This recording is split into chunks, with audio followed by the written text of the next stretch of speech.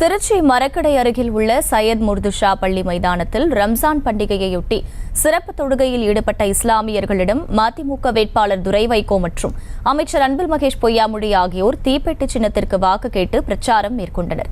கூடுதல் விவரங்களை செய்தியாளர் கதிரவன் வழங்க கேட்கலாம். கதிரவன், வணக்கம். முழு விவரங்கள் என்ன? வணக்கம்.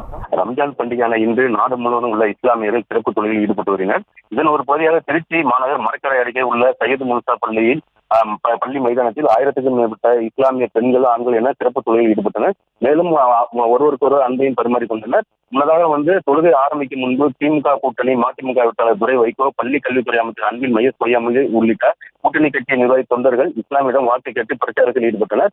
அப்போது பேசிய பள்ளி கல்வித்துறை அமைச்சர் அன்பில் மகேஷ் பொய்யாமொழி, திருச்சி பாராளுமன்ற தொகுதிக்குட்பட்ட பகுதியில் மக்களுக்கு தேவையான அனைத்து நலத்திட்டங்களையும் பெற்று தருவதற்கு பெருவான வாக்கு வித்தியாசத்தில் திமுக கூட்டணியில் உள்ள மதிமுக வேட்பாளர் துரை வைகோவிற்கு தீப்பெட்டி சின்னத்தில் வாய்ப்பளிக்க வேண்டும் என கேட்டுக்கொண்டார். இதனைத் தொடர்ந்து திருவரம்பூர் சட்டமன்ற தொகுதிக்குட்பட்ட எல்லையடி, துவாக்குடி, திருவள்ளுவர் தெரு, மாரியம்மன் கோவில் தெரு, அண்ணா வளைவு உள்ளிட்ட பல்வேறு பகுதிகளில் பொதுமக்களும் திறந்தவெளி பிரச்சாரத்தில் ஈடுபட்டு வருகின்றனர். இந்த பிரச்சாரத்தின் போது மதிமுக, திமுக, காங்கிரஸ், விடுதலை சிறுத்தைகள் கட்சி உள்ளிட்ட பல்வேறு கூட்டணி கட்சியை சேர்ந்த நிர்வாகிகள், தொண்டர்கள் பலர் கலந்து கொண்டு இருசக்கர வாகனத்தில் பொதுமக்களிடம் வாக்கு கேட்டு பிரச்சாரத்தில் ஈடுபட்டு வருகின்றனர்.